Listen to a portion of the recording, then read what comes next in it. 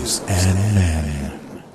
All right. Welcome to the podcast. This is Darian, and I'm here with a very special guest on location for the first time on the boat of my good friend Jack Russell. Hey, how you doing, buddy? Good to see you, man. Thanks for coming out, man. Hey, thank you for coming out. Thanks for going over my house. Yeah. Hey, I got some stories for you. You want to just you've been teasing me with this, and I want to hear some of this It's stuff. going to be pretty crazy. So here's the first story for you because we have this kind of nautical theme going on. I picked this one. Squid injects woman's tongue with sperm bag as she eats in Korea. No Korean food for me, man. Let me give you a little synopsis here. The squid was partially cooked. Of course, it was hot and bothered. A woman in Seoul, Korea was eating semi-boiled squid when the cephalopod injected its sperm bag into her tongue. Oh, my God. Could you imagine? No. Like, what happens later? She has baby squid come out of her mouth and stuff? That's next. Check it out. The unidentified woman reportedly experienced a prickling and foreign body sensation while she chewed and spat the squid out. She had to go to the hospital and felt severe pain and several small, squirming, creepy crawlers in her mouth. Oh, jeez. That's like monsters inside me kind of stuff, man. You know what I mean? Doctors found that the squid had left 12 small, white spindle-shaped bug-like organisms in the mucous membranes of her tongue and cheek. Indeed, the woman's mouth had been essentially inseminated. Yeah. Oh, my God, man. It's like a squid head. Not good. Your mouth's pregnant by a squid. Exactly. God, man. Yeah. Let's not have any Korean food. Are you a fan of sushi? I was until that right story? now. Yeah. No more calamari for me. No, thanks. no. Or- It's or at funny least because there's cook been the a hell lot out of it. squid out here lately. The big Humboldt ones. I mean, No we've way, been catching really? those. Yeah. Wow, rad. A big, there's like 3 feet long. Not the big 6-footers, but they're Right. like 3 feet long. Wow. And we've been catching them. That's killer. Yeah, make sure I won't stick one in my mouth, huh? I was going to say, try not to eat them raw, right? Yeah, right. All right, here's the next story. This is pretty crazy. There's a picture on there. I don't know if you can see it, but it says, passenger on JFK-bound Iceland Air flight restrained after getting drunk. So I know you've been That's on what the they plane. do to you on that airline, huh? I picked this because you've been on the plane like a million times, and I'm sure you've witnessed somebody that you wanted to like tape up to their Oh seat. yeah, and I'm sure I've been wanting me to be taped up a million times. They arrested me in Kendall No way. on a flight. Yeah, we were coming back from we got our first gold albums, right? We were coming back from Minnesota, and we were flying back for a break, and we had just gotten our first gold record. We're all excited, so we're partying that night real heavy, right? We get on the plane. I had a bottle of Stoli, like a big half-gallon bottle, and I wasn't giving it up. And the stewardess asked, I said, "No, this is mine. I'm keeping it." I mean, Yeah. So they figured they'd just leave me alone, so don't start any problems. So we go to the back of the plane, and we're sitting there, and I'm pouring drinks for everybody, and telling all these jokes and stuff, and some of the passengers are getting really, really pissed off because especially this one lady, I kept hitting her in the head with like peanuts. You know what I mean, she has a big old wig on, and I get up to go to the bathroom. And I felt this hand on my shoulder, like a Vulcan death grip thing. Yeah. You know? And I turned around and I said, "Get your fucking hand off me, man." And it was the captain. Oh man. He's all, "You've been up and down this whole flight. We're going to have you arrested." I go, "This is the first time I got up this whole time. What are you talking about? Arrested? Give me a break." You know how many times I've heard that? So I went and sat down. And we land in LAX, and ladies and gentlemen, please remain seated while we have 2 gentlemen in the back who are causing problems in the flight, taken off the plane. I'm like, oh my God. So they come, Like, they that- take that us must off be the me. flight. Yeah, they arrested us, man. I got like $5,000 fine, and Kendall got man. a $3,000 fine. Oh man. Yeah, he was crying, man, too. This is kind of gnarly because this is like passengers took matters into their own power- hands. A passenger had to be tied down by fellow passengers after going on a rampage Thursday. It said that he reportedly had been drinking heavily, there you go, and allegedly began ranting, spitting, and threatening the crew before he was restrained. Oh my God, That's man. pretty heavy, That would be man. scary. That Yeah, would be yeah, scary. yeah. I'd definitely do something because nowadays, I mean, look Nowadays, what happened. yeah, The 9/11. everybody's like Yeah, freaked somebody out looks by- at you weird, man. You want to, Totally. I mean, some guy walks in with a turban, I want to take him out, Totally. It's horrible, man. But, no, it's terrible. But this said He drank all of his duty-free liquor on the flight, so he probably had a big bottle like you were talking about. Oh, right. And then he tried to choke the woman next to him and was screaming that the plane was going to crash. I mean, God. Dude, I would just instantly tape that dude. Great guy to have next to you, right? I mean, that's like worse than the crying baby. Wait, I you was know? just going to say that. Exactly. Oh, my God. But, I mean, They taped his ass up pretty good, too. Yeah. Look at that, man. And his mouth is His taped. mouth is taped. It looks so insane. That Yeah, it looks like a bondage pose, you know what I mean? Totally. I was flying to Chile, like Santiago from I guess Buenos Aires maybe. Right. And everybody got totally freaked out because there was a soccer team on there and they're totally hammered and we're flying through the Andes Mountains. Right, where the and one the base soccer tech team started crashed flipping, going, yeah. He goes, dude, didn't you see that movie? Yeah, right, where they had to eat each other and stuff, right? They're going to eat us. It was crazy. And they're looking kind of hungry. Quick, get them some snacks. We got out of control quick. But here's another one for you. This one's pretty rad. Are you a Monty Python fan at all? Oh, yeah. Dude, remember the killer rabbit? God, I don't remember that one. What was that at? What movie was that in? The Life of Brian or something? The Life of Brian. Okay, yeah. Or Holy Grail or one of those. Maybe it's Holy No, I Grail. don't- But I don't know. the Anyway, I rabbit, can't like, remember. it starts attacking the knights and stuff or whatever. Right. Starts killing them. Right. So check this out. Rabbits wreaking havoc on cars at Denver International Airport. What? Rabbits. Travelers have a warning for drivers who park their car at Denver International Airport. Rabbits are chewing the wires under many cars, costing owners thousands of dollars. Oh, my God. The rabbit gets in and chews brake lines, clutch lines, and other wiring. The local car repair shops estimate they can do thousands of dollars in damage. I wonder if the local car shops are like letting them out. Like, We're training them. They got like a class. You know what I mean? Okay, this is good. You eat it. Like, like what they call that, the Pavlovian, Pavlov's dog, right? Totally. They ring the bell and the rabbit goes and chews up the guy's car and then comes back home and gets a treat. Here's your carrot. Here's your carrot, Toothy. or they just, they make like wires out of carrots. They clutch wires. And Carrot skin wires. Yeah, right. Carrot skin brake lines. That's funny, man. That's trippy. Here's a... Got special sharp teeth, and they got like Jaws Oh, teeth. yeah. They're like cat crowned like with some genetically steel. modified rabbits. Yeah, right. Hey, this one might be a little close to home for you, but here it is. Spiciest soup on the menu burns hole through Chinese man's stomach lining. Oh God. Really? So, I mean, stop me if the stomach problem thing No, is killing you. But, that's all right, man. but here it is. Doctors in China left dumbfounded when they discovered a hole in a man's stomach well after he ate a notoriously spicy bowl of soup. The 26-year-old unnamed male consumed mala soup, meaning humbling hot or numbing hot, a traditional Chinese dish. Traditional. Yeah, these guys have holes in their stomach. After choosing We all got 'em. After choosing the spiciest version of the dish from the menu, the man soon experienced a piercing pain in his stomach. The unlucky customer soon found himself vomiting blood before being rushed to a local hospital in Wuhan. What if they still build him? You only forgot your check. Your check. You pay your check. You eat soup, no pay. Come back I bet here. that did happen. They show up at the hospital with a check. Oh, please pay. A little fortune cookie. Fortune cookie. Your fortune is fucking. You'll be in hospital for a long time. Long time hospital.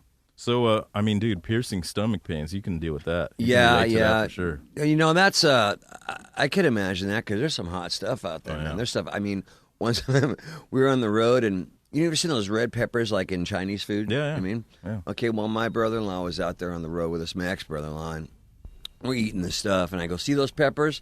I go, "Dude, those are like some of the hottest peppers in the whole world. Like you couldn't even eat one of them." He's all, "What? You remember Jeff?" Yeah, yeah. Yeah, okay. He's all blah, blah, blah, blah, blah, because he would always argue anything. He said, oh, look how blue the sky is. Well, it's not really blue. It's actually because of this. Like, oh, dude, we know. Okay, I get it. So he takes his pepper, right? And it's a big one. It was a Whopper. And he just scarfs it down. And then you see him trying to control his facial features. Oh, yeah. And they're getting I've more seen and that. more contorted. And then the sweat starts coming off his forehead. And I'm like, aha! And he just lost it, man. He ran to the bathroom. What are you supposed to drink? They say you're supposed to drink milk, right? Not water. Yeah, no, not anything cold either, because the Really? cold makes your taste buds like close up. around the hot stuff. Oh, wow. So it's like hot, like hot tea or milk. Yeah, milk is good. You know what I mean? So anybody out there eating those peppers like an idiot, you know what I mean? Don't drink anything cold. Trying to be tough and getting the spiciest thing on the yeah, menu. right. It may sound good, but the cold water doesn't work. Here's this one. This one's I mean, I know like some of the rock and roll lifestyle gets pretty rowdy, but I think this guy out-rowdies most rock stars. Naked man poops goes on rampage inside southwestern Florida home. Dude, why are all these stories in Florida usually? You notice that? I mean, what's going on? I don't know with these Floridians, man. What's going on there? Yeah. I don't know, man. It could be. You know, the water's kind of green. The tap water, yeah. I've taken a bath down there, and it's like... It's kind of green water. Somebody should investigate that. Yeah, exactly. I'm telling you. Southwest Florida man was arrested after he reportedly jumped off a roof of a couple's Fort Myers home. Could be all the cocaine down there. I think this is different. Check this out. Knocked one person over and went on a rampage inside the resident. Oh, he was naked at the time. That's what the story says. The homeowners told the sheriff that they heard noises on the roof and went outside to see what was going on. They spotted nude Gregory Bruni, 21, from Venice on the roof. Hey, Greg, nice job. He jumped off the roof and knocked over one of his victims. Then he reportedly ran inside the house and tore a 72-inch flat screen TV off a living room wall. Dude, that's heavy. That is heavy, man. Especially when you're naked. You know what I mean? Things are like twice as heavy when you're naked. I heard. You know what I mean? Because there's an embarrassment factor that usually and plus have. You're trying not to get hit in the groin. Yeah. Right. Yeah. So here's the gnarly thing. He continued to trash the house, and the man's wife managed to fire 3 shots at Bruni, but missed. So this is getting like Florida's really up in the ante on this story. She's like used to firing shots at naked men. You know what I mean? I guess. I'm sure it's a shot. It's kind of like going to a firing range and getting tasered while you try to hit targets.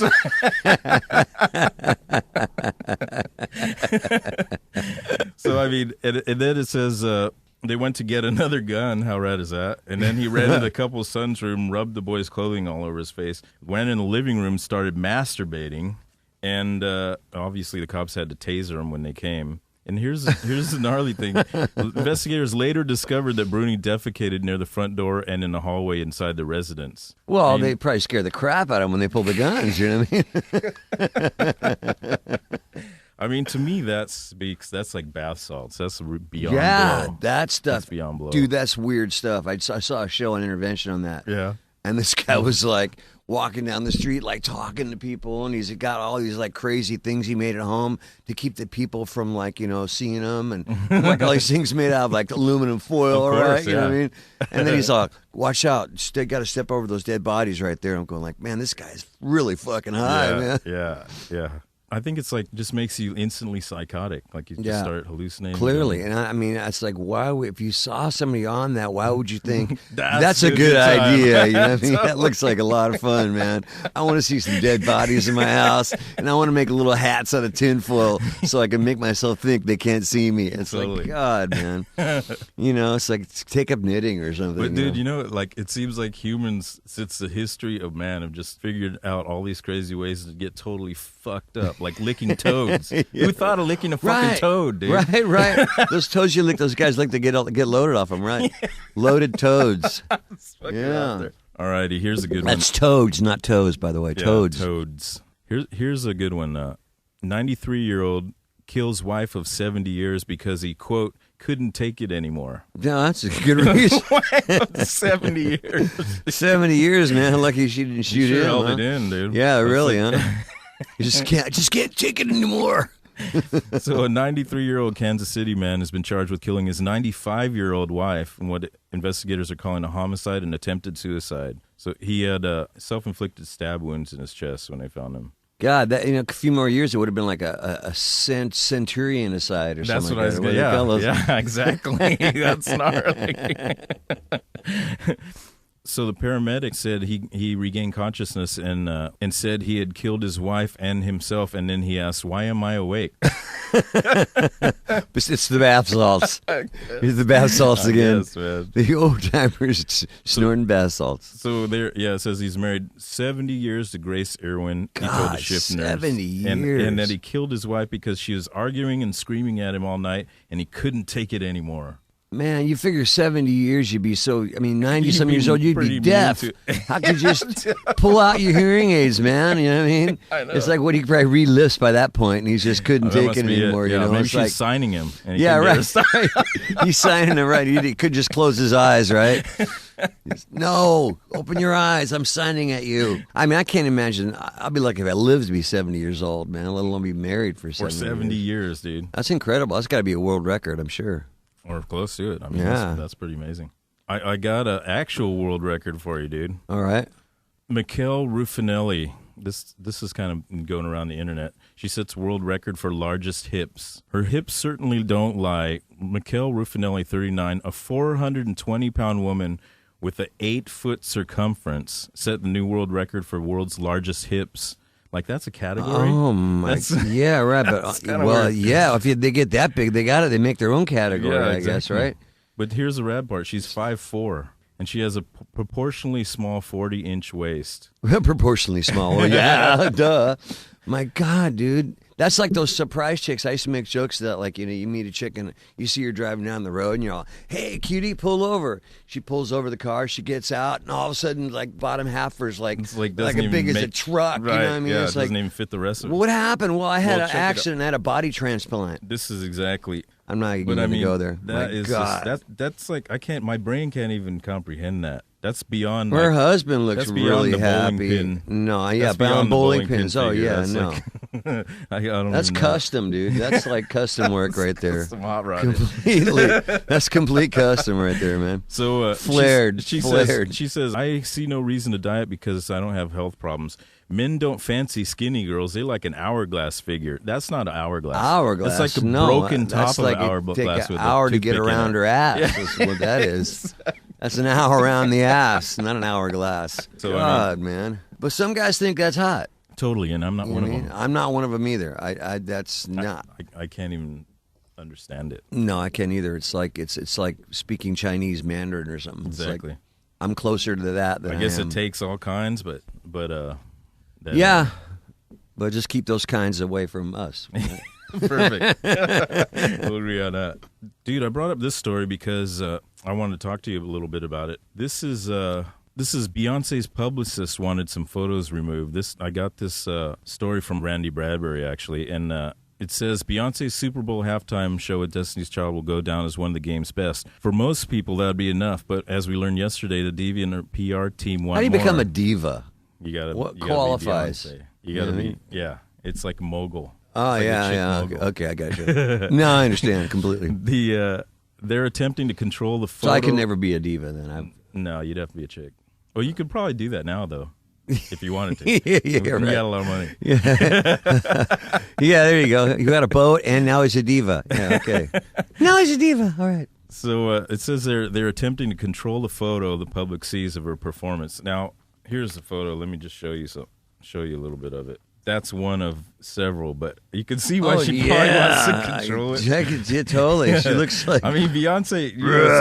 Beyonce. Usually you see her. She's pretty good looking woman, but Well, in see, these that's how she photos, looks when she's pissed. She looks like a man. So she totally yeah, looks like a man. man chick. Yeah. Manfred. So you definitely, And that's you- you, you got to can see- picture her being mad at you. So before you get married to any chick, you should get their ugly they're mad super face. mad. I mean, that way That's a you good know idea. it's not like a shock to you Right. later on when they pull it on you. I'm sure this is a major shock to Jay-Z, but I think this leads into something that maybe you can chime in on is when you become a celebrity, it's like part of your thing is you're trying to control your image. You want the best possible. Sure. Because not everybody's like photogenic like me. Every single shot I look good. Exactly. You know what I mean? Right. From every angle. It's true. At any time of day. It's true. Ever since I had my facelift, I'm telling you, man, it's like I haven't seen a bad picture of me.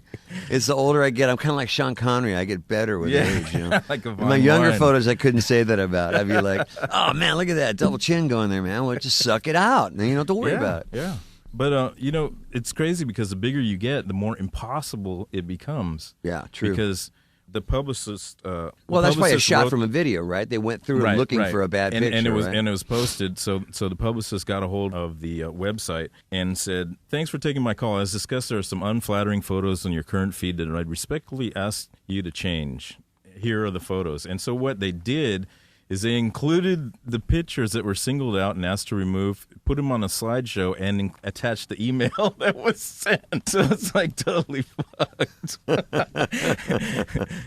They should offer the money. Here's so much for each photo. That's what I think. Can we buy these pictures from you? That PR person should be fired, because obviously what you do is you go, hey, man, where do you like to eat, Jack? Right. You don't make a big deal out of it. Yeah, right. You find out, you do a little I would bribery. just see, basically. how much for bribery. those photos? You know, Totally. I'd like to buy those beautiful shots. So Beyonce would like those for her personal private collection. Yeah. Of man-like 'cause you're such a great photos. You know what I mean? photographer. Yeah. Exactly. That's horrible. Yeah, it's tough, man. I mean, I'm being honest. So fortunately, recently, I haven't seen any photos that I wasn't happy with. But I don't go looking through the archives. press either to Right. see. Hey, I wanted to talk to you a little bit about something I never really heard much about. Was before Great White. Like, what got you started in music? Was Great White your first band? No, actually, I started my first band when I was 11. I was in my parents' backyard. Well, let me go back even farther. When I was 6 years old, I wanted to be an archeologist. That's awesome. All man. I wanted to do was dig up dinosaur bones, and What made you get into that? What made you think about it? Just reading and seeing like National Geographic stuff and fossils and crap like that. Yeah. Wow, I that's just rad. really dug that. I was really dug it. That was like way before Raiders of the Lost Ark and stuff. Oh yeah, like yeah, that. yeah. Way before that, and that. way before Jurassic Park and all that kind of stuff. So anyway, I was really wanting to do that. That's what I wanted to do. Grow, be a scientist, go to Africa, Olduvai Gorge, dig up bones. Olduvai Gorge. Well, you totally know that. Yeah, Dude, that's rad. Yeah, All right. there's I know a lot about it. So that was going to be my career, And when I was 6 years old, my parents bought me the Beatles' Help album for my birthday. And as soon as I put it on and listened to it, I was like, oh my God, I'm going to be a rock star. I mean, not like I want to be it was like a flash of whatever. It was like this gift, like, okay, you know what you're going to be in your life. Cool. And I never worried about it after that. Never gave it a second thought. You just instantly accepted it. And That's what I'm going to do, and Work I toward it just now. work towards it. Yeah. And it was always like, now, is it going to happen? It's like, when? Right. Hurry up. Yeah, I'm hurry waiting up. here. And when it happened, and we got our first record deal and all that good stuff, I wasn't surprised at all. Wow. I was stoked, Right. but it was like, oh my God, I can't believe we did that. You know what I mean? Right. It was just like, wow. And some people were going, oh, what a jerk, what an idiot. I mean, you couldn't have possibly known. I don't know. It was a gift or a curse. I mean, I guess for some people it would have been a curse. For me, it was a total gift. I knew what I was going to be. I remember jumping up and down on my bed, singing, help, I need somebody. You know what I mean? Little did I realize how much help I actually needed. At 6 years old, jumping up and down your bed, singing help. But, it's weird. So I started my first band when I was 11. I heard this guy playing guitar from the street above us. So I triangulated where it was coming from, you know what I mean? And I triangulated with 2 ears. It's really difficult, but you can figure it out. And I was walking, and I kept hearing the guitar get closer and closer, and then I see this garage door, and so I walk up to the garage door, and I'm hearing this guy who's playing Ziggy Stardust by David Bowie, you know? So I waited for him to stop, and then I tapped on the garage door, and he opens it up, and I go, hey, man, you play guitar? He goes, yeah. He goes, that's really cool, man. I love David Bowie. He goes, oh, yeah, you know it? I go, yeah. He goes, you're a little young for that, man. I go, well, I got into music early, And I go, yeah, I sing. He goes, really? He goes, well, I got a microphone. You want to try to sing with me? I go, yeah, sure. So he plugs this mic into his amp, you know what I mean? And we started jamming. And next thing you know, he goes, well, I know a guy that's got a bass and a bass amp, and I know this drummer guy and another guitar player guy. So I said, well, let's start a band. So we did. And within 3 weeks, we were jamming tunes. And then my dad, I told him about it, and he went down, instantly gets me a PA system. Whoa, that's rad, dude. Because we recorded it, and he thought it was really cool. And he was always behind me anyway, Yeah, that's awesome. A lot of people don't have that luxury, but that's No. awesome when you have supportive parents. You know? It's so helpful. I mean, I know a lot of my friends, it was exactly the opposite. Right. When you going to get a job? Get a real job. Yeah, You ain't going to make any money at that rock and roll stuff. And my dad was like behind it 100%. That's killer. You know what I mean? The next thing you know, there we are on the radio. My dad's like, yeah, he's got KNAC stickers on his Corvette, KMET, KLOS, I remember our first headline show at Irvine with Tesla opening up for us. It was sold out, and it was just packed. And I remember looking back in the backstage and see my dad behind the stage sitting there looking at us playing. He's just all pumped up. His arms are all crossed. His chest is all pumped up. Just totally vindicated, my kid awesome. did it, That was probably one of the best days of my career. I remember that. It was great. Yeah, that's killer. That's killer. So this first band that you were in, did you guys do shows and stuff? No, that band actually ended up transmuting into like another band, so it ended up nobody from the original band was in there. It was me, the drummer, the guitar player, then we found some other bass player. We played a lot of backyard parties and stuff like that, and now eventually I quit and went on to bigger and better things, but I was only in like 1, 2, 3, 4 bands. That was it. That was my 4th band. Yeah. Yeah, which became Great White. That's what I thought. I'd heard that Great White was kind of early on in your sort of musical. Yeah, I was formation. 21 when it became Great White. I met Kendall in '78 when I was 17, and I asked him to start a band. And in '82 we became Great White. Did you know a lot of the cats around town from playing with Great White? Like you guys obviously met Don at some point, right? Yeah, sure. Don was very integral in us getting our first record out, and a lot of things. Don has been very helpful throughout my whole career. Yeah, you have a special name for Don Dawkins. Dad. Yeah, Dad. I love that, man. Yeah. It's not just because he's 100 years older than me, but, he's always been very helpful, He's kind of always took me under his wing and kind of helped me along. What kind of stuff was he helping you with, like, production and stuff like that? No, and production stuff? and arrangement. We work on songs together and lyrics and was it just you mostly and him or the whole band? No, mostly just him and myself. I think one song you worked with Michael on as well, but it was just him and I. But there's our stuff where when we'd work together. You know what I mean? Right. And then would take a song the band and I were working on, then would work together and figure the rest of it out. But he's a great guy, just super talented dude. I mean, a lot of people don't realize how talented this guy is. I mean, if you've worked with him, right. It's like, wow, this guy just comes up with a song off the top. It's just boom, out of nowhere. Right. Like, God, how do you do that? And that's a real talent. I mean, some people have to struggle to write tunes. Absolutely, yeah. Some people have it's the a whole little thing harder kind for of me. formed. It's a little harder for me to sit there and I got to sit and think about it and compose it and. He'll just like start throwing lyrics off the top of his head. They're all making sense. You're going like one continuous sentence. You're like, that's pretty cool. How you do that? A lot of people don't like Don. They'll talk shit about him. But he can have a challenging personality. But I think if you're able to get through that and hang out with him, you do see like some amount of talent that maybe most people don't. Sure, I mean, and he's a great guy. He's full of himself. Yeah, but you know what though? Who isn't? Who isn't? and at least he could back it up. Right, true. I was gonna say from going to that sort of being mentored. Do you kind of feel like you're the mentor now? Because are the guys in your band kind of younger? You know what? Honestly, one of them is. One of them is 42, and he's 10 years younger than me. And the rest of them are like close to my age. Yeah. But are you kind of? Yeah, the you mentor. Yeah, sure, of course. Because I've done a lot boat, more. Yeah, well, it's my boat. But it's always been that way. I mean, every band I've been in, even when I was younger, when I was 11, I was always calling the shots. Really? Yeah, it just works out that way. I got a very strong personality. There's always somebody in the band that's like, that somebody surfaces as sort of the band leader. You have to be, because a band cannot, as lovely as it sounds, a band cannot be a democracy. I think that what causes a lot of trouble is when there's two strong personalities in a band. Well, look at Rat. Look at Rat. That's exactly the problem. Van Halen or Dawkins or whatever. 4 strong personalities, and they're all trying to say, well, I want that picture on the... No, I want this picture.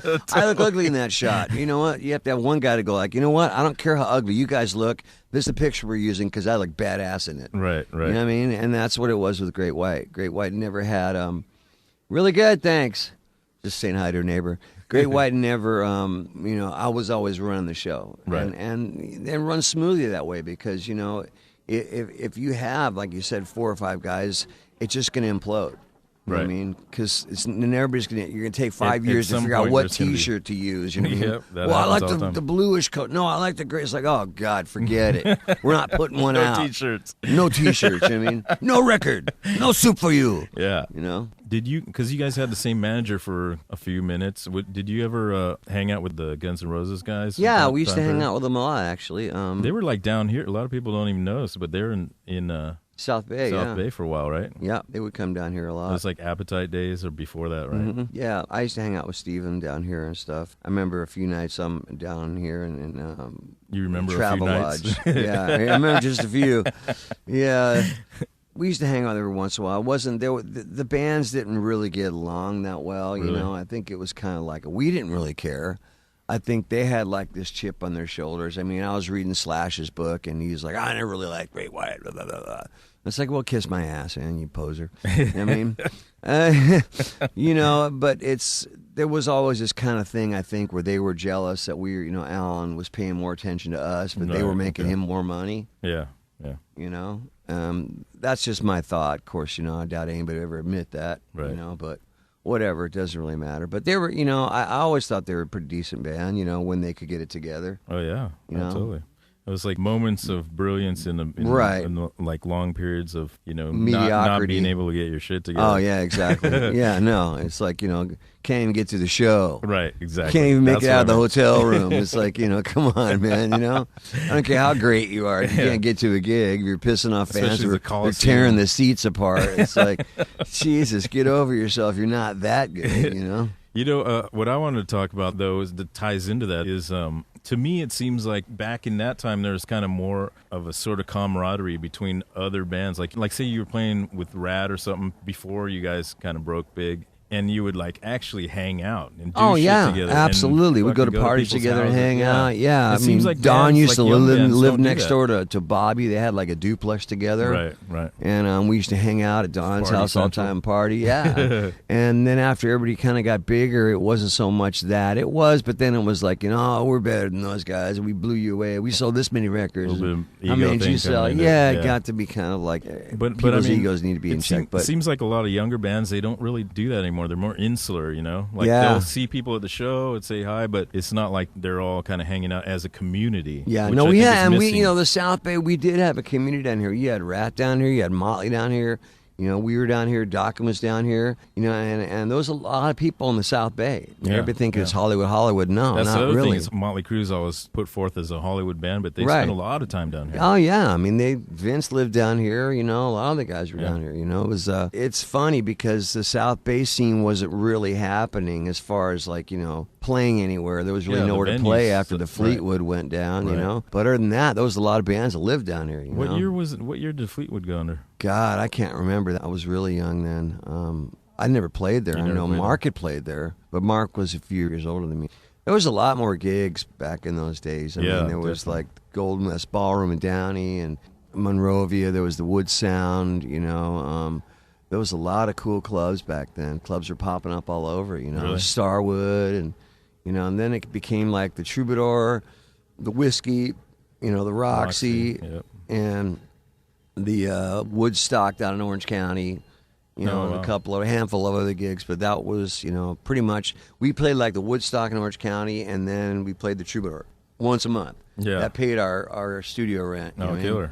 And we lived in Orange County. We were an Orange County band originally. I didn't know that. Yeah, originally. Wow. And then we moved up to Redondo when we became Great White in 82. And that was when you were Dante Fox when you were down there? Mm-hmm. Yep, yeah. We became Great White, and then we kind of migrated up here because Alan was living up here, our former manager. Right. He was living up with Don, for a while. Right, that's right. And then I would live in Don. I would stay at Don's house a lot. He would go on the road, and I'd just take over his room. You know what I mean? He'd let me stay at his pad while he was gone. So that was really cool because we were recording a lot down here. So my parents were in Whittier, and that's where I kind of went back to because we were all broke. We had no money. Right. Back then, we got paid one time for a show at the Troubadour. We're like, all right, we got paid. Yeah. $7. Oh, we're like, God. Man. So we went down to the bar. We go, give us one Heineken. $7. We're like, oh, man. So we all took a couple sips off it. We're like, right on. But at least we got paid, we were all stoked.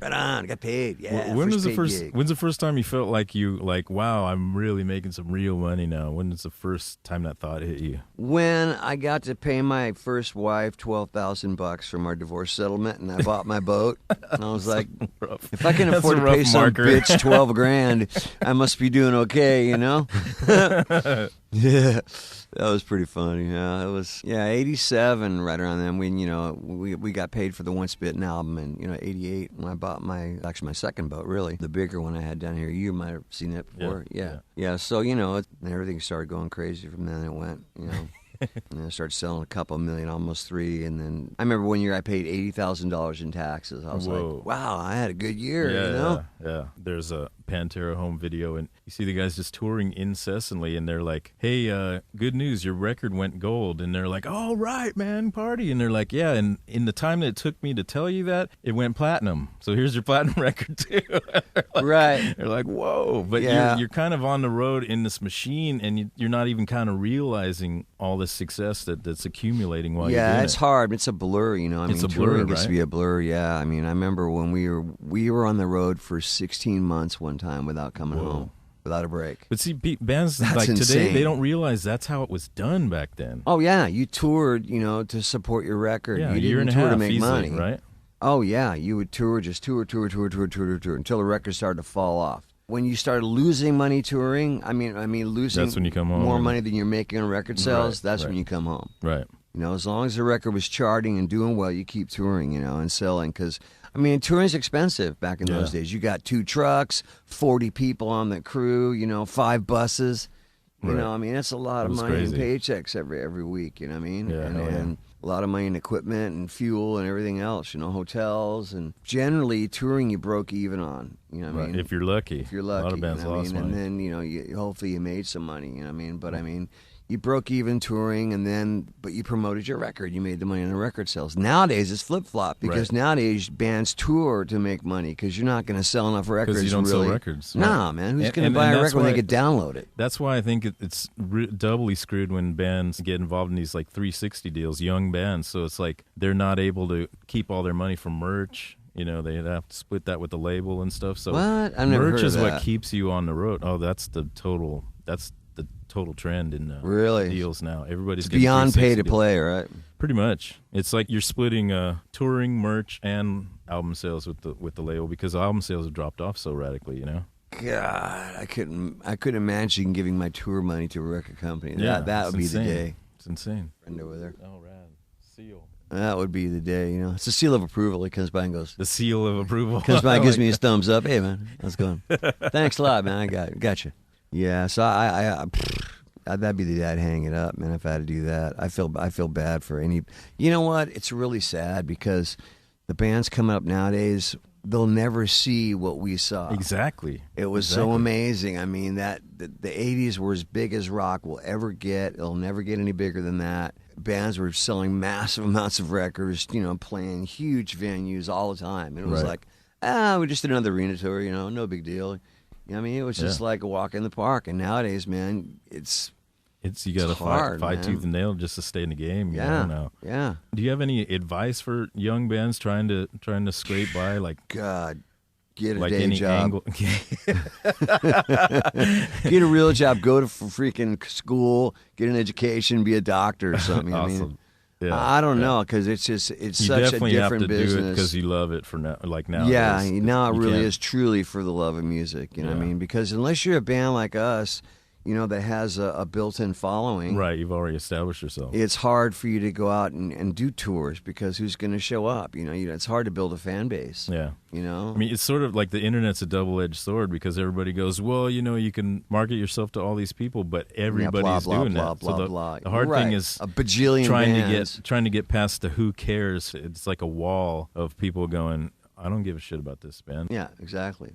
Trying to get past that is the tough part, I think. Yeah, before it was like, there was a handful of bands that were getting really and promoted. everybody was, so you'd like go read magazines and go, oh, this new band's coming up, it's supposed to be good, I'm going to check them out. Exactly. It's not that way anymore. There's there's no rags anymore, really. Totally. There's no like Hit Parade or Cream magazine or like BAM magazine here. BAM magazine here, yeah. And then there was Metal Edge for a long time, and it's sad because you're never going to see that again. There's no radio. Yep. Not unless you're classic, Radio's tough. There's some cool internet radio stations, but I don't think they have the reach, Right, exactly. And the quality's not that great. Yeah. I mean, unless you go through a stereo or something like that. I'm still not even sure how that all works. I have to ask my wife to turn the computer on. You know.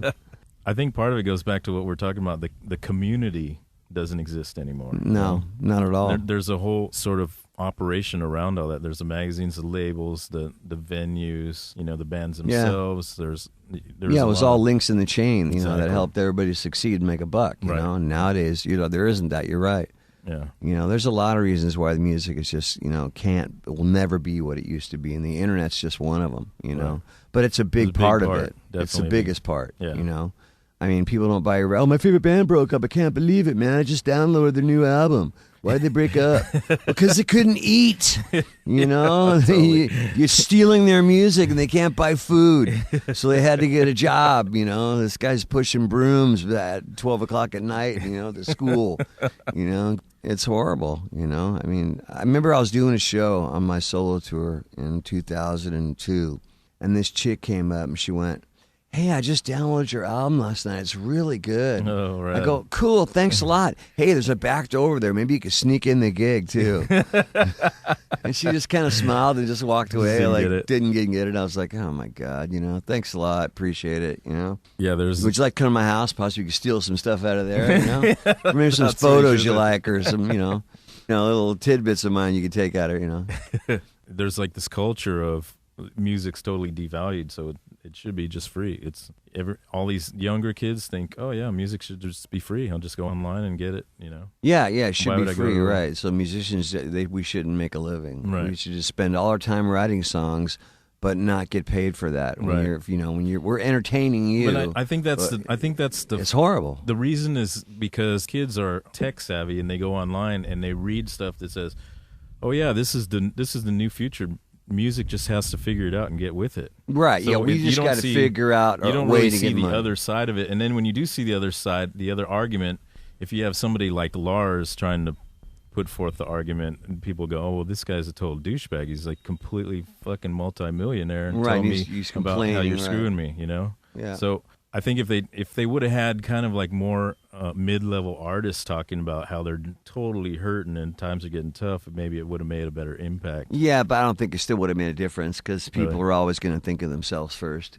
And Yeah, go, well, that's I'm just true. one person. Right. I'm just make taking him- one record. Right. How is it, what?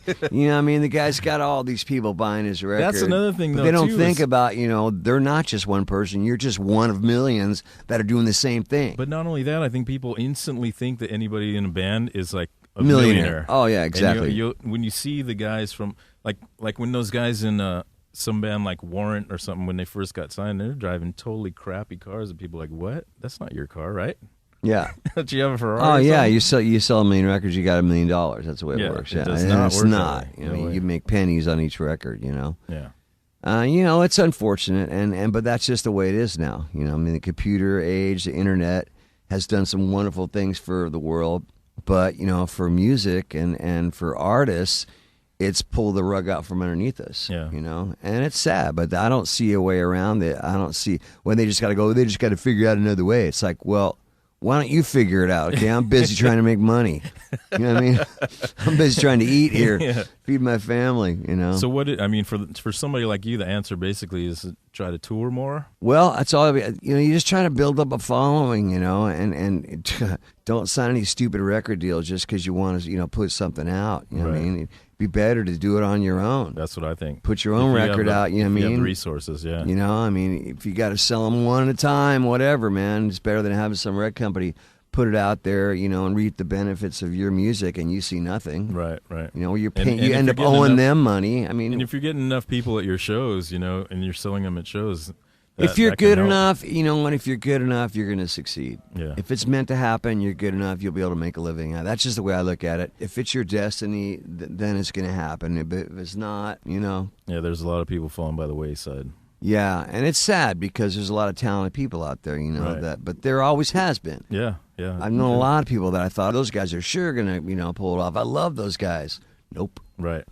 You do everything you can to help those guys. And Nope. the other thing is, I think there were more people weeded out in the older days by the process of elimination. Because it seemed like back then people had to be better to be in a band to start with, to be in any kind of a successful band. Yeah, exactly. Nowadays it's like people play super crazy, sloppy, and out of key, out of time. On a and record. Then they go, you can fix that, right? Yeah, exactly.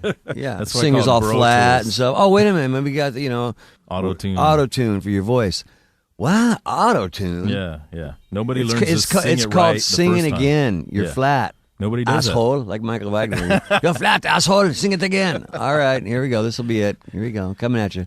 No, it's sad, man. It's like, like the 90s for me was kind of like the beginning of the end, with music. It was kind of like, okay, what is all this depressing stuff, And there was a couple good bands, I got to say, but there was a lot of bands, to me, in my opinion, as an individual, that I thought were like, it sounds like this guy just set his toolbox down, picked up a guitar and said, okay, I'm in a band now. Right. Got a record deal. I made a record. Right. It's like, what happened to learning how to be a musician first and paying your dues and going out that's and gone by the playing wayside. backyard parties for, $100 and, I got 2 kegs and, those were the fun days. The days we were playing the Troubadour with Dokken and Rat and Motley, those were the fun days. I mean, Right. for me, when I look back, I don't really so much think of the arena days. I think of the days when we were first coming up. That's when I was having the most fun because That's cool. you knew you were going to make it. You knew, but it was You just felt like you're right on the edge of yeah, right right on the edge corner. of something really, really cool. It was Yeah. like, wow, it was electric, man, Awesome. You could walk down Sunset Boulevard or Santa Monica and be like thousands of people Yeah, just that was hanging crazy. out. It Yeah. was really cool. The Rainbow parking lot after hours, man, just looked like a freaking human zoo. It was Yep. awesome. It was really cool. It was so much fun. My friends dropped me off at the Troubadour on a Friday night. I go, don't worry about it. I'll see you guys on Sunday. Like, how you getting home? I have no idea. I'll figure it out. I remember that. Yeah, it was so cool. You just end up going from party to party, party to party, and pretty soon somebody drive you home. Yeah. It was really cool. Yeah, A lot of fun times like that. But yeah, it's a different scene now, man. it's totally different. Even when you guys were playing that hard, everybody was at home working on their shit too, practicing guitar for Yeah. hours a day Oh, and stuff. absolutely. I remember Mark. God, he would never put his guitar down. Always had his guitar in his lap. But that's kind of the common feature of guys that back then that got in successful bands is that was the guy. Oh yeah, that was the guy who never put his guitar down. That was the guy who never put his drums down. Right. This yeah. was the guy that always got up and sang with every band, open mic or whatever. Yep. So maybe that's the thing. Is just that tenacity is what you needed then and still now. Oh yeah, that's a big part of it. It's like I've always said that never take no for an answer. You know what I mean? Stick your foot in the door and cram the other one in on top of it. Yeah. I mean, if they don't if they don't open the door, knock it down. I mean, I always looked at it like this. It's like you've got this huge brick wall, right? And you've got this little kid tapping on it with this little hammer. You know what I mean? Eventually, there's going to be a chip in it, and that chip's going to turn into a crack, and then the crack's going to turn into a hole. Right. And eventually it's just going to knock that wall down. So it's just you like can't never stop giving chipping. up. Right. You just got to keep chipping away, Yeah. And sometimes you'll take big chips out of the wall. Sometimes you'll take little chips. Sometimes you take none. But I Nothing, mean, right. you feel like you're banging your head up against it, but you just can't give up. If that's what you really want to do. That's my only. If you ask me for advice to give to somebody, that would be my only advice. Really, it's just if you believe in yourself, believe in what you're doing, and never give up. And go at it 100%. I think a lot of people, they go, I'm good, I got talent, so I'm just going to, it'll happen. But you have to put in the freaking one of my effort. guitar players, I swear he was like that. He was like, he would just stay in his garage and never want to do any shows. And like he thought some guy was going to drive by his house in the Cadillac and, wait, roll down the window there, James. Oh, what is that lovely sound I hear coming from that garage? You know what I mean? Oh, boy, it's a cigar. You're signed. You know what I mean? It's like it didn't happen Doesn't that work way, like man. that, no. You got to put it out there, Exactly. And you see all those people on American Idol, they think, well, I'm destined for stardom, Yeah. but it doesn't work like that. That You show's still- just a heartbreak show, if you want to ask It my is. opinion. I mean, I it's like agree. you give these people all this false hope. Oh, wow, you're going to be the next big thing. The next big, who cares? There's something else coming right after you. You know what I mean? It Exactly. doesn't matter. Yeah, gone in a You're year. the next big, it doesn't matter. Right. You know what I mean? It's like, I think that that's not the way I would want to make it come up, and be successful. Right. Because you're just destined to be a flash in the pan. Yeah. I mean, oh, we'll give you a record deal. Yeah, so what? And people are going to go like, oh, that's that guy from American Idol. You know what I mean? Who cares? You know, the joke reality show, you know. Well, most pop music has kind of become that anyway, you know. Yeah. Like, it's not really, there's no grassroots kind of support behind it, which is No, the that's opposite right. of a rock band, usually. Yeah, exactly. Well, that's the thing. You know, we are our fans. Right. You know, you are your following. You know, you can't, without that, well, you got nothing. I don't care how good you are, you know. You can sit there at home and tell yourself you're the greatest thing since sliced bread, you know, if you got anybody coming to your shows. Exactly. You know, that's the thing. You just got to figure out how to get them there. And I think, you know, you brought up some of the personalities already, but the people who expect that there's always going to be someone coming to your shows, regardless of how shitty a performance or effort they put forth, or they got another thing coming eventually. Exactly. Yeah, you're only as good as your last show. Yeah. You know what I mean, even now, I mean, I bust my guys' balls. You know what I mean? It's like we got to be dead on tonight, you know, and some nights you are and some nights you're not, but you know, more often than not, you know, you can be on if you really push yourself. You know what I mean, you just got to take it serious. Dude, you're singing great now. I mean, have you you've done a lot of work to get your voice in shape and back really from a year and a half, from a year ago when I started. You know what I mean, after having been off for a year and a half, and you know, not so much that, but just having my stomach completely cut apart, gutted me like a freaking fish. You know what I mean, to have all those muscles get strengthened up again, it took a while of singing on the road, you know what I mean, to get my muscles strengthened up, and then the muscle coordination with your vocal cords, and you know, so but now my voice is really strong. They had to slice your stomach to get to the inside? Yeah, all the way up to here, to my sternum. Wow. From my belly button to my sternum. To take all my intestines out, lay them on a table, wash them all off. Oh my God, dude. And stick them all back in again, sew me up, and hopefully I'm not going to die from the infection. Right. I was in a coma for 5 days. Oh, man. And they told my wife, they said, we don't think he's going to make it. We just want to prepare you for that. Wow. And the rest had other ideas, obviously.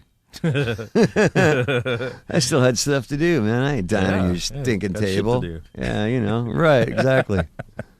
So, you know, and then spending 9 months with a colostomy bag, that was a freaking fun time too. Yeah, you know? I can imagine that. But, you know, it's everything worked out. You know, I'm still here in the end. Talk about hanging in there and doing the struggle. That's a gnarly struggle. Yeah, it's paying your dues one more time. But I mean, you know, I'm not going to blame anybody, you know, but myself. I mean, that wasn't anybody's fault. That was just a factor of having colitis. It can happen to anybody with colitis, you know. But had I been paying attention to it and taking better care of myself, you know, I probably could have prevented it. Really? You know, so it all goes back to being sober enough to, you know, take care of your shit. Right. Figuratively and literally speaking. Yeah. So, is there anything else you want to talk about? You know, God, I just, you know, I want to say I'm really amazed by the fans. People that stuck by me when I was down, especially when I came back, because I didn't know what was going to happen, you know what I mean? Yeah, it's good to have that kind of support. There have been a lot of disappointed crazy, people, you know what I mean, when I canceled shows and that. You never know how people are going to react, but I mean, you know, they were there. Yeah. And they're still there. And from the first show till the last one we just did, you know, they're really supportive. And it's really awesome, man. You know, it's really a neat feeling. Yeah. I'm still able to do what I was born to do, you know, go out and play music and make a living at it. And, you know, live on a boat. Live on a boat, yeah, you know. It's not a mansion, but it's perfect for me and what I want to do in my life. That's killer. You know what I mean? You go out, you take it fishing? Oh, yeah, absolutely, yeah. We'll have to go out sometime. I'll take you out. Yeah, definitely. That'd be killer. Yeah. What do you catch mainly? I fish for sharks mostly, you know what I mean? We haven't had much luck last year. The fishery is just, but I didn't really hit it hard though. I only went out a few times. Mostly been fishing bottom fish, you know, like rock cod and stuff like that, you know, halibut. But the fishery is really a lot different. I mean, all the finning, it's like music, huh? all the finning, yeah. I mean, all the Japanese people, all those guys finning the sharks. Is that what it is? They catch them on long line. They just cut the fins off and throw the sharks. I get so pissed at that, man. Well, you notice it out here. There's like so many less sharks. I didn't know they were coming out this far and doing that crap, or is it just because the sharks they migrate? Yeah, yeah, and that's the thing. I mean, the sharks were always the apex predator in the ocean. Sure, yeah. Now it's changing. The Humboldt squid's becoming the apex predator. Yeah, because I saw something they're thinking about giving great white endangered species status, right? Yeah, it's protected now, but yeah, it's getting close. I mean, they're making a comeback around here. Really? Locally, yeah. I mean, maybe globally, not so much. I don't know. Right. But you know, there's been a moratorium on them for at least 20 years. But I've seen a lot of them out there. There was 2 actually 4 miles from here in Malaga Cove. What? About 6 months ago, and they were harassing the surfers. It was an 8-footer and 10-footer, so they had to close Pretty the beach big, down for a man. while. Yeah, big enough. Yeah. So they had to close the beach down for a while. And I remember a couple years back, they caught 2 off Formosa Beach Pier. Oh yeah, I 2 remember that. 10-footers. Right. Yeah. That's crazy. Then last year, some chick got munched in Avalon Harbor at Catalina. Oh, I in didn't the even know about harbor. that. Dude, that's hideous. Yeah, That's hideous. that'd be a screwed way to go. But I tell you, I'd rather be killed like that and then be ripped apart by 100 hungry squid Inside of you, 6 in foot. your mouth. Yeah, right. Yeah, after you've been screwed by one in the mouth. Yeah, right after you've given a blowjob to one, then have them eat you. You know what I mean? Exactly. They would kind of cap it. You know what I mean? All right, man. On that note, Hey, right on. thank you very much, Jack. pleasure, Thanks brother. for being on Anytime. the podcast, and look forward to seeing you soon. Any shows coming up? You just did one, so We're doing one. Yeah, we're just doing one here this coming Saturday, a week from yesterday at the Marquee Club in Corona. oh, killer. Yeah, so that's the next local show. Then the rest you can go to jacksgreatwhite.com and check the schedule there. Awesome. Awesome. Thanks, man. buddy. You're welcome. Awesome Anytime. boat. It was great. Oh, thanks, brother. We'll go out. All right, bro.